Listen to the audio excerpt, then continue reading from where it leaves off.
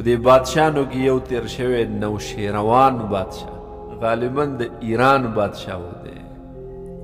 دله یو کس راغی وی حضرت هغه پلانکې دشمن دې مړ شو، او په دې نیت ورته دا زهر ورکو چې دی به چېرته ډېر زیات خوشحاله شي.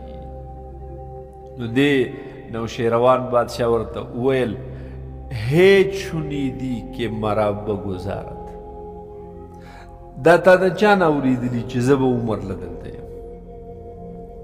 ته خو ما ته وایې ستا هغه دشمن مړ شو، خو دا دې اورېدلي چې زه به بچ شمه، زه به هغه همیشه دپاره دلته یم، خو جو نن هغه لاړ، سبا پسې زما نمبر دی، سبا پسې زه تلونکی یم. او بیا یې پوهه کو چې د چا په مرګ هم خوشحالېږم، د چا په غم، د چا په تکلیف، د چا په بیماری، د چا په ستړې به چری چری خوشحالېږي نه. په دې باندې به هغه خنداګانې نه کوي، بلکې د هر چا په مصیبت باندې به پریشانه یې، خفه دی بېده. ځکه نن دی وفات شو، نن په پلانکې بیمار دی، نن په دې پلانکي باندې تکلیف دی، خو سبا دا په ما باندې هم راتلونکی دی.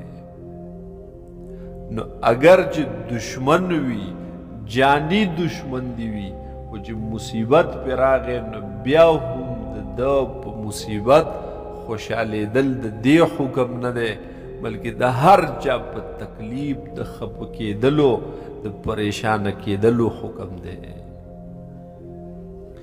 کل نفس ذائقة الموت، هر یو نفس دې سکون کې د مرګ دی.